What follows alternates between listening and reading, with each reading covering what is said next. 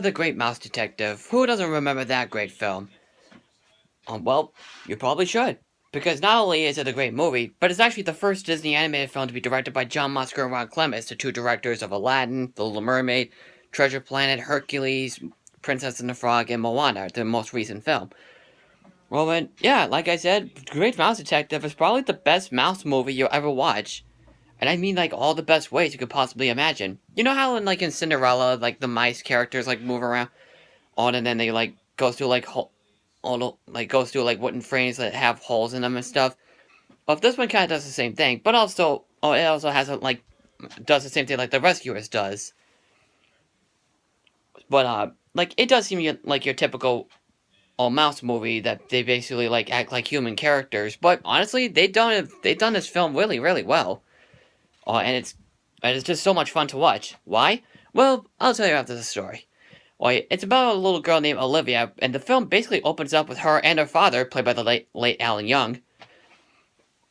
Basically sees that someone's trying to enter the toy shop. And probably one of the freakiest images that you ever see in a Disney film. Like, one of the most freakiest character or entrances you ever see in a Disney movie. But after that, the little girl is basically separated from her father. Then a mouse named Dawson comes in because he just came back home from Afghanistan. And then he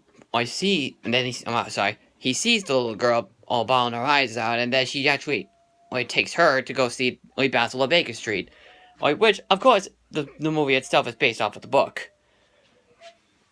And sure, and then basically,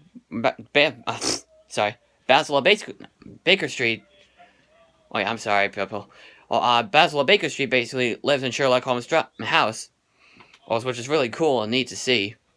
But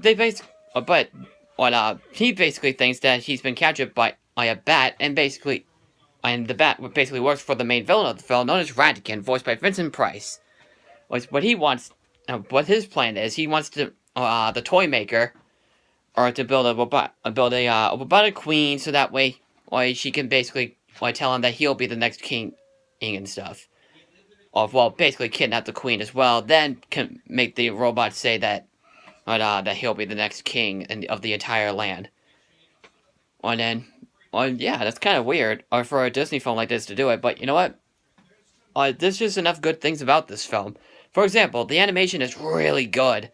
And like I said, for Fox and the Hound, that the animation does update itself. And hell, this is actually the first Disney animated film to have some computer graphics. But it actually happens at the big climax, which is actually one of Disney's best in history.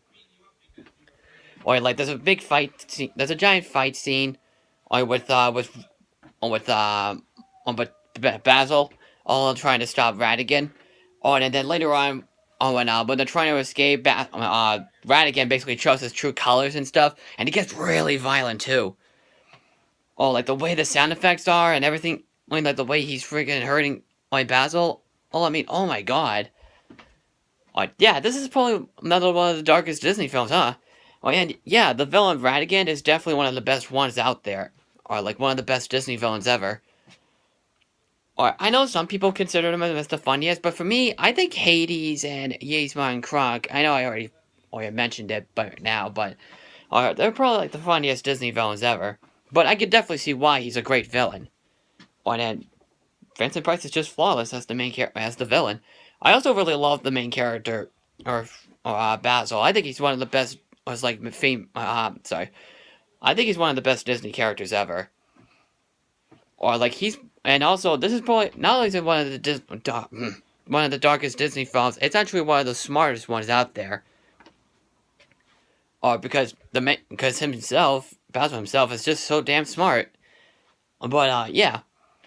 But yeah, as a first film directed by John Musker and Ron Clements, this is still a great film. The film still didn't do very well at the box office, but it did. But it made a little bit more than Black Cauldron did, but it still didn't really matter. But at least it still did better with critics, though. And a lot of people consider it as an underrated classic, and that's what I consider it too. But yeah, if you haven't seen it yet, I highly recommend you to see it. But if you have seen it, what do you think? Just comment below. Well, click like in the video, and I will see you in the next video on the Bostonian Critic, and I'm signing out. Take care.